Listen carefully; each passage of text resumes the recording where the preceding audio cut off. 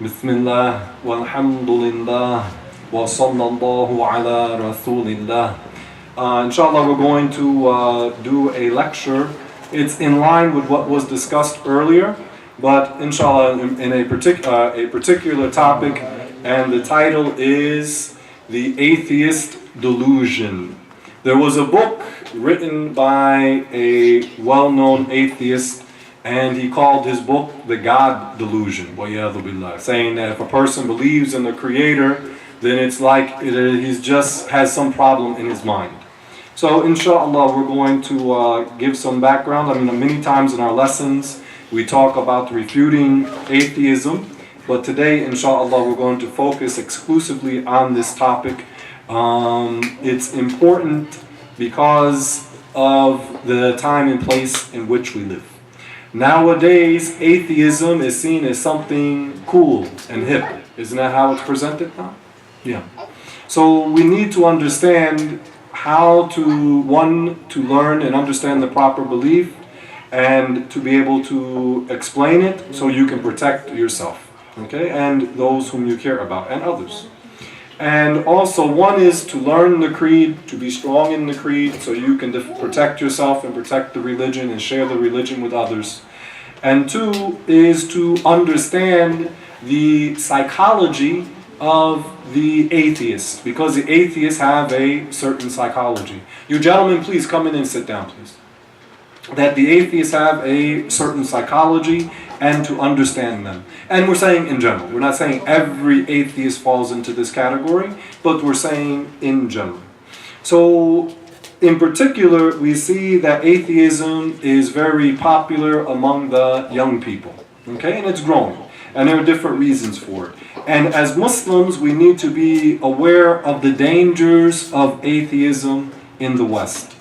Because, one, the atheists like to pretend that they are people of tolerance. In reality, are the people of atheism, are they tolerant people?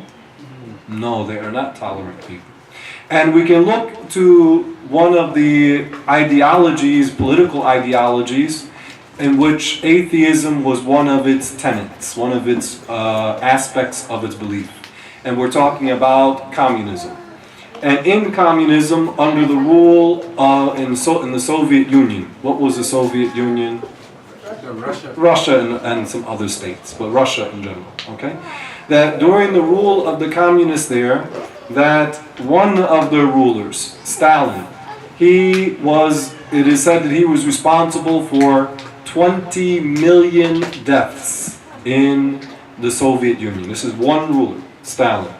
In China, under the rulership of Mao Zedong, that it's reported that he was responsible for approximately 60 million deaths of their own people. We're not talking about war, we're talking about within their own within their own country, having campaigns to eradicate anyone that they saw did not fit with their ideology or could threaten their ideology. And the worst in terms of body count among the atheist ideologies or regimes came out of where? What part of the world? What do you mean? Like the percentage-wise, in terms of the body count, the percentage of people that were killed in the name of this atheistic ideology of communism. Where was it? Yeah, what part of the world? You have to tell me what country, what part of the world. Israel. Where was America involved in war 45 years ago? 50 years ago, yeah, Southeast Asia. And in particular in the country of Cambodia. There was what was called the Khmer Rouge. And it's reported that about 1/4 of the population was killed by the Khmer Rouge. And we're talking about of its own what? Of its own people. Yeah, 1/4 of the people. And I had a student in the past, he was from way back when I was doing adult literacy. And he told me how his mother, I think he saw both his mother and father killed by the government troops there. To the point we said that they would kill anybody who had, what? Glasses. And the rationale for killing people with glasses was what? They didn't want to weaken. People who could, who are the types of people who have glasses? They say people who are nerds, right? People who can what? Read. That's one. MashaAllah. Afwan.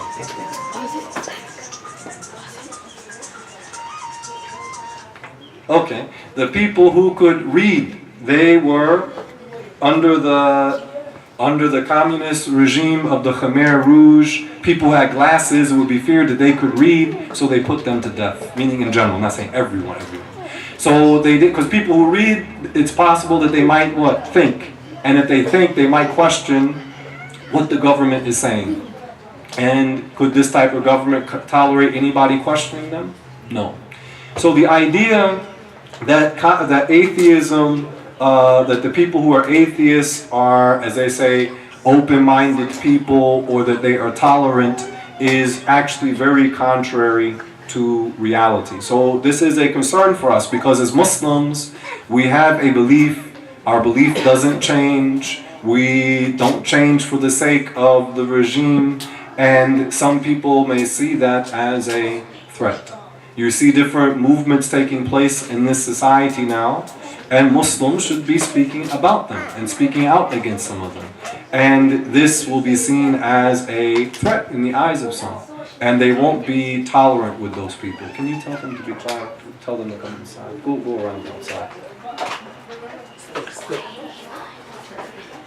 So that's one. Also, atheism in particular in Europe is spreading like, if you wish, wildfire. And I have some statistics that I think these are from the Pew Research. They do different studies on different trends in society.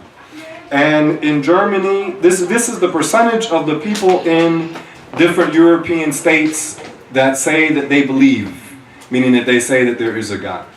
And we're not saying they have the right belief in God. Okay, we say they believe, meaning they're not. I'm not saying they have the right belief, meaning that they say they're not atheists. So in Germany, the people who say that they believe is 44%. In the United Kingdom, England, Great Britain, the percentage of people who say that they believe is 37%.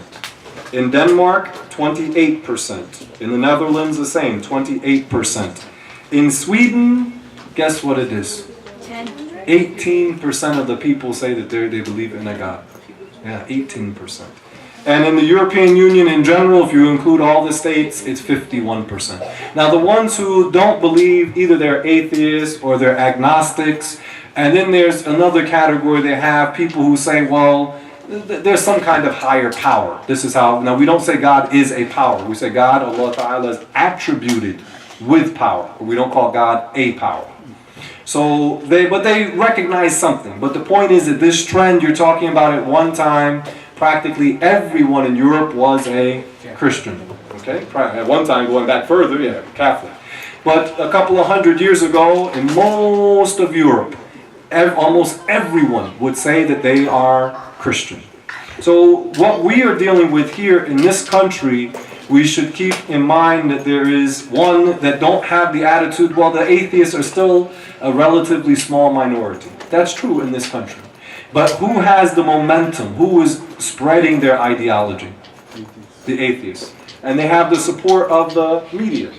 Just like a lot of people maybe, although some of us were warning about what they call the homosexual agenda. We were talking about it 15 years ago, more than that. Saying, be careful, watch out, these people are going to have a lot of power and a lot of influence, and they are going to put pressure on the people who believe in religion. And people say, oh no, you don't have to worry about them, man. These are these perverted kooks, they're like at the fringe of society. Now what's the case? This week, what are they doing with the bathrooms? Putting them They're together. changing it to They make a boy. They're saying that the boys and girls will go to the same bathrooms. 15 plus years ago, we were warning, be careful of these people and educate your children. And some Muslims say, oh, well, nobody's going to believe in this. Only a few weird people are going to accept this.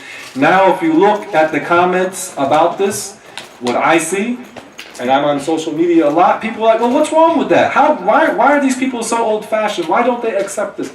And this is coming from typically from the younger people. So don't underestimate. You have to look at not just the numbers of a particular group, you have to look at the momentum that they have. Okay, not just, don't say, well, they're only 5%, they're only 10%, but look, are they growing in number? Are they growing in influence? This is what you need to concern yourself with.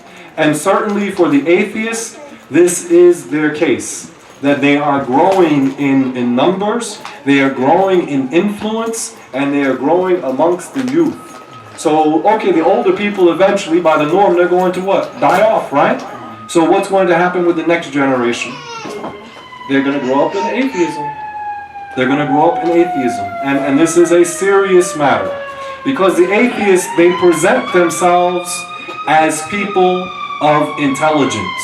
They present themselves as people of logic and reason. They present themselves as people of science. Okay, so they're not like they're not the people who say, well, we're just a bunch of idiots.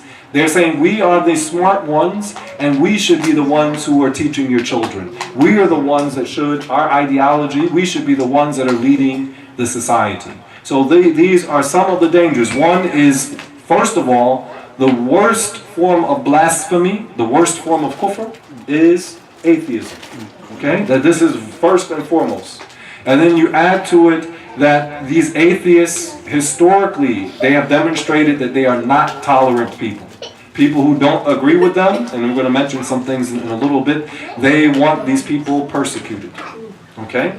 And then thirdly, that for the youth, the children growing up in this environment, alhamdulillah, because many of you, the way we learn here, we talk about rational proofs and things of this nature. Sheikh Abdul Jalil, he was talking about this and mentioned the verse in Surah Al-Mulk about what? The use of the mind. But a lot of Muslims, they grow up in this society and their knowledge of Aqidah is very, very, very little, very nominal. And let's mention something on this note. You have the people who, okay, when I was doing research on this, I'm trying to find Muslims, Sunnis, who are addressing this issue. And what I found were Wahhabis. And the Wahhabis, of course, are not Sunni. The Wahhabis are not the reality. They're not Muslim because they believe God is an object. But the Wahhabis, some of the Wahhabis are addressing this issue. But they can't get to the core of how to refute the atheist. Because the arguments that the atheists use against the Christians, many of those arguments can be used against the Wahhabis. The Christians worship a body, an object, and the Wahhabis worship a what? They worship an object. So in that way, they have a similar belief. And I saw some of the quasi-traditionalists. Who are the quasi-traditionalists? They act like they're Sunnis. Yeah, they act like, really, when they say we follow madhab, yeah. Yeah, they dress like us and act like us. They're like, I won't say apologetic. They are apologetic. Yeah, they're apologists. Yes. So, and what I saw from this class of people is that they would not go too deep on this issue of atheism. And the reason I think this is the case is if you look at the proofs that the scholars mention in refuting the atheists, aren't they also going to refute the Mujassima, the people who believe God is a body, the Mushabbiha? Aren't they going to mention those proofs too? Please, we need it quiet. That they're going to mention the proofs against these other deviant ideologies. And these quasi-traditionalists, are they warning people about the matters of blasphemy? No, those people that they say are Muslim, they say we don't go and make takfir. So like a Wahhabi, many of these quasi-traditionalists, they will not say that a person who believes God is a giant object with limbs and a smiling face. They won't say that that person is a kafir. Because if they refute the atheists, the detailed proofs that the scholars wrote, they also would refute those people who believe God is an object. So that's why I think this is one of the reasons why they are not going into this issue. They know it. They'll tell you, okay, they'll quote certain scholars that you know in their books, they went into details. But they're silent about it. So, mashallah, it behooves us to address this topic and to clarify it so that we can explain the proper belief and also warn against the dangers of atheism. Now, in this country, atheism is just something really that's really become more mainstream really in the last about 15, 20 years. And in this society, something that causes us a great deal of stress sometimes. What's on our money, and we have to be careful about it. They had the phrase, what? In God we trust. Was this always on the American currency and coins? No. When was it put on the coins and currency? I think it was after World War II. I think in either late 40s or in the 1950s. Why did they put the phrase "In God we trust" on the money? Because in the 1940s and the 1950s until the 80s, what was that period called in American history? We talked what? The Cold War.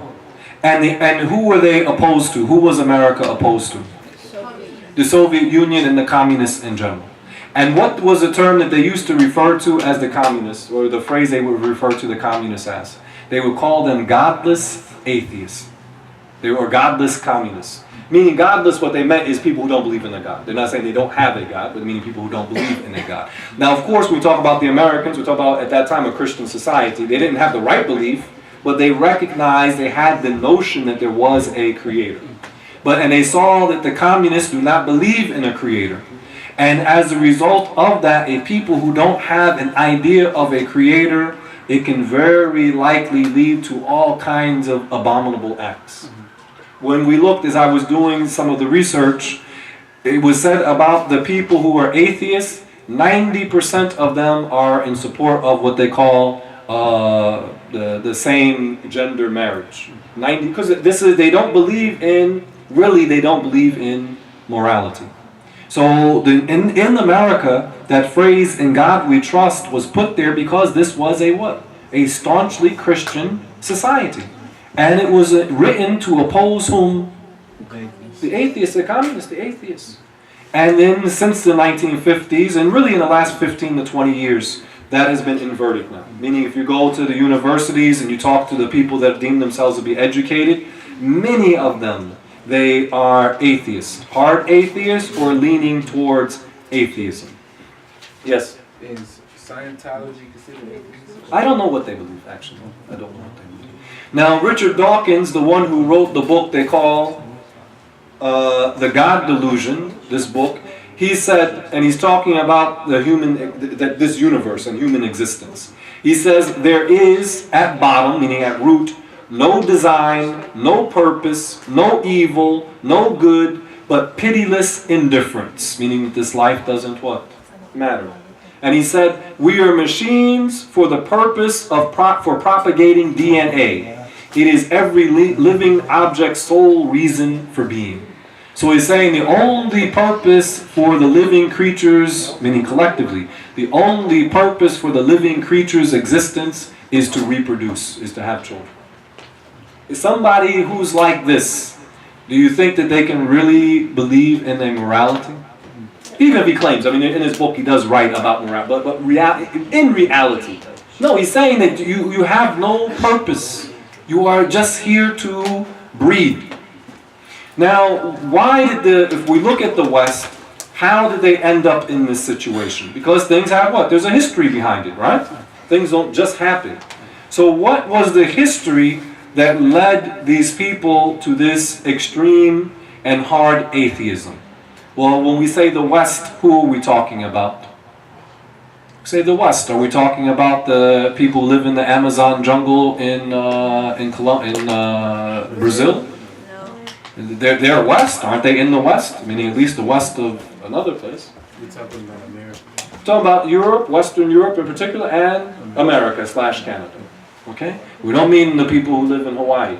They're further west, right? We mean the original people. But they mean these Europeans, the Western Europeans, and the Americans/the Canadians. And who are like that, meaning Australians, even though they're in the Far East.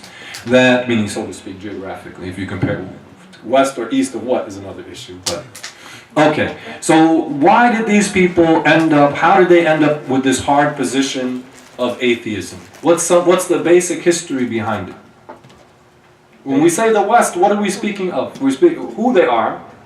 We mention geographically where they are. What is their history? What is the source of their ideology? When we say West, we're talking about an ideology more than a geographical location. We're talking about originally Christianity. Before that. Before Christianity, but Christianity took a lot of its ideas from that. Pagans. Which pagans? Roman. Yeah, the Greco-Roman tradition, what's called the classical tradition.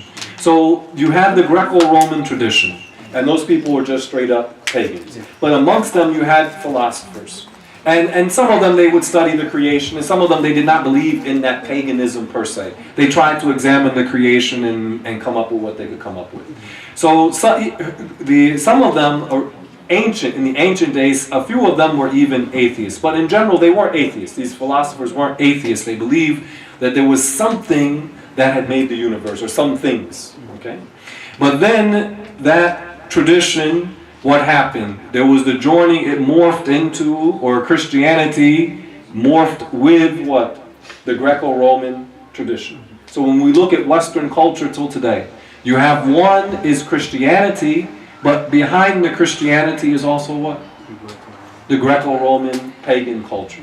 Okay, these two go what? Hand in hand. Okay, you have the Greco-Roman tradition, and then when Christianity spread through the Mediterranean region and then spread up into Europe, they took the Greco-Roman tradition and other pagan traditions. But the Greco-Roman tradition, and it mixed with what? What they attributed to Prophet Jesus. Okay, and that's why when you look at the different practices of Christianity, you find that it's mixed with the Greco-Roman and other native European pagan traditions. Now, once Christianity took root in Europe, was it the dominant institution for a couple of centuries? No, for well over 1,000 years. Okay, Christianity was the basis of Western civilization. And there was a part where even their Greco-Roman tradition, they didn't have it. Because the Greeks and the Romans, they studied logic.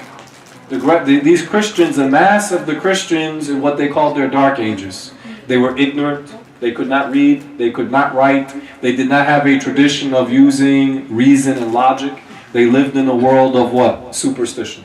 You had the church, which dominated their lives, plus they had their own local little superstitions, and these were all mixed up. And at the core of the Christian doctrine, what do we find?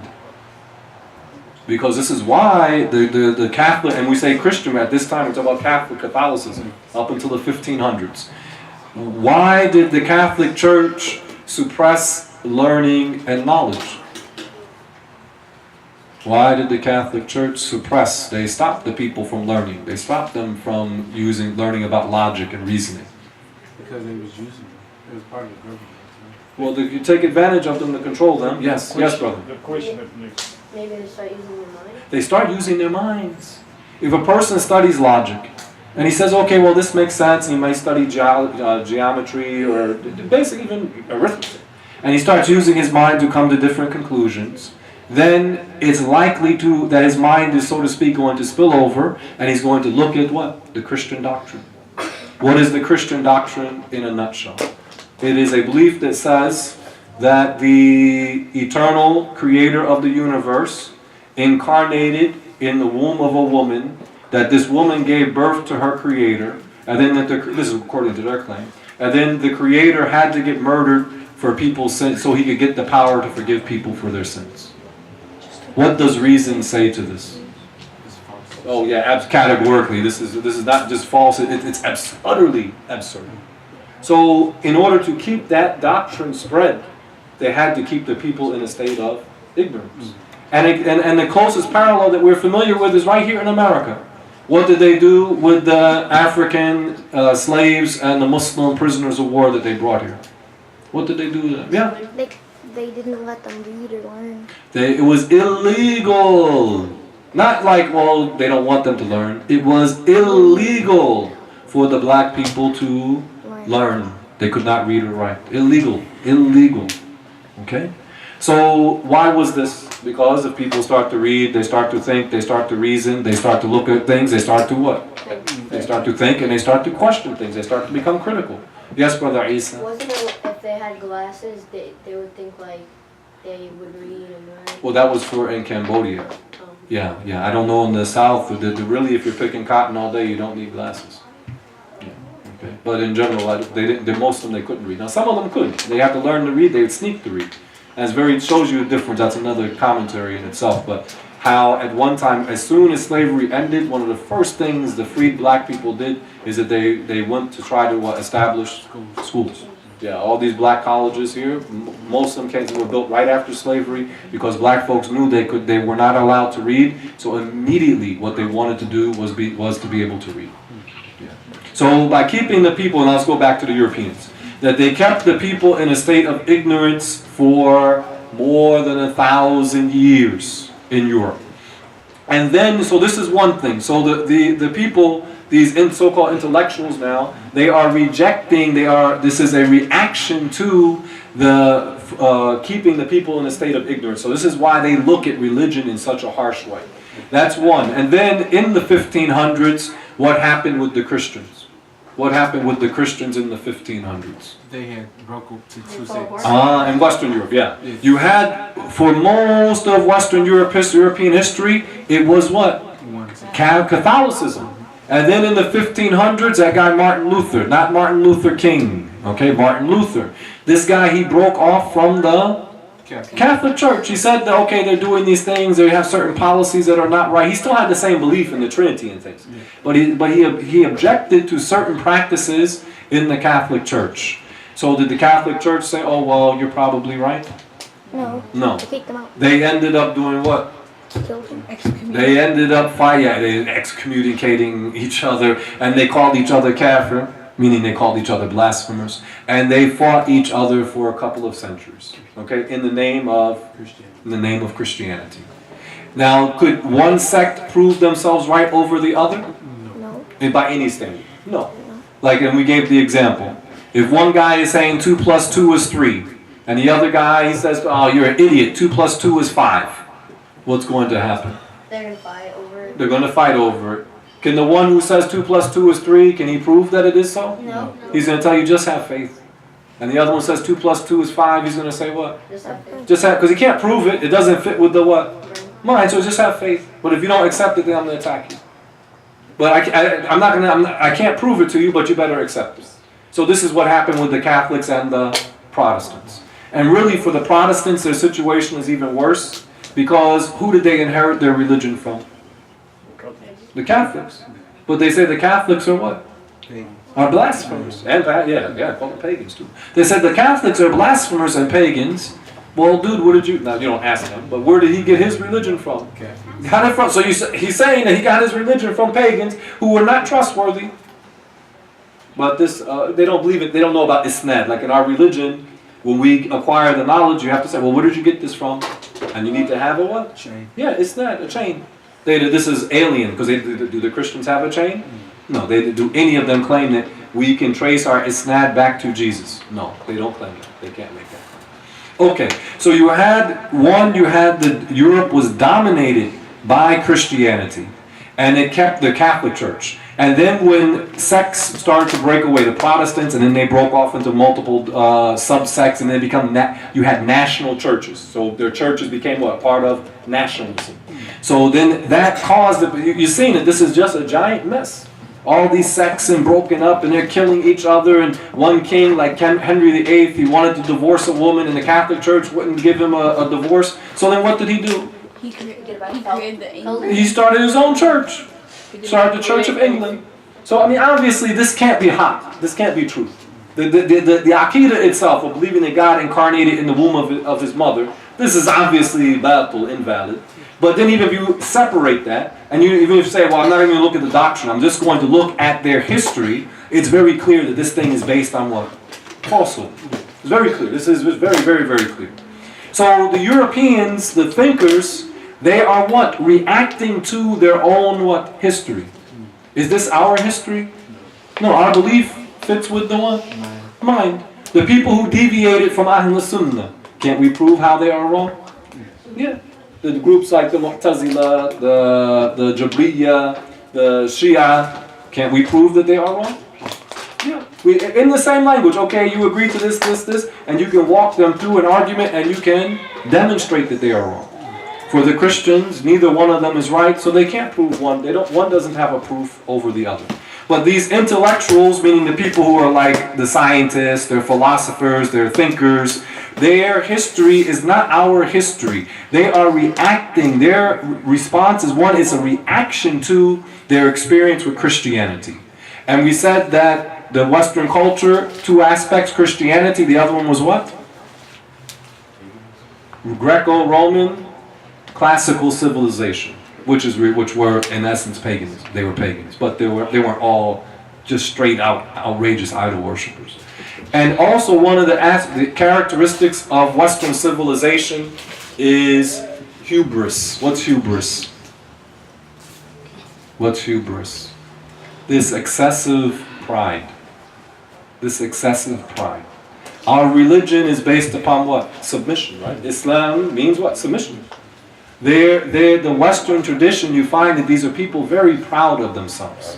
And you'll always hear them talking about freedom. Isn't this one of the main things that they talk about? Our religion, we talk about what? Submission. They talk about freedom, we talk about what? Submission. Now, do we have freedom, certain level of freedom in Islam? Absolutely. But ultimately, we have to submit. As for freedom, can you have ultimate freedom in this dunya? Can you be free of breathing? No. Can you be free from eating? Can you be free from dying? No. So ultimately, you're not going to be free. And even in a worldly sense, can you have a society where all the people are quote unquote free? You have to have what? Can you drive on whatever side of the street you want? No. Can you drive as fast as you want? No. No, you have to have what? That's just driving. You have to have what? Laws. Just for cars. So you have to have a society for it to function. There must be laws. Okay, so Muslims, we understand. Our religion is about submission. We submit to the laws of Allah Ta'ala. And in that, we have a certain degree of what? Freedom. There is a certain degree of freedom. But we understand, of course, it's not what? Absolute freedom. These people will tell you, because they want this freedom, they don't want people to tell them what to do. They want to be quote unquote free. But at the same time, what are they doing all day? Over in DC? Eating. They're making what? Laws. They're making laws. And by the nature of the laws are going to curtail, they're going to limit your what? Freedom. You see, so even the way that they think, but because they are proud, this is something that disturbs them. Because one of their issues with Islam is that they don't want to submit to the Creator. So this is part of the psychology of the atheists. So one, they are reacting to what? Their Christian legacy. And two, is their pride. Now among their thinkers who came, or let's say some of the trends that occurred, there was the French Revolution. And during the French Revolution, what's the famous symbol of the French Revolution? What's the famous symbol of the French Revolution? You guys, middle school, high school, you guys should know this. French Revolution. Yeah, what was the symbol of the French Revolution? No, symbol. Let's say device. What was the famous device of the French Revolution? The gun. Yeah, the guillotine.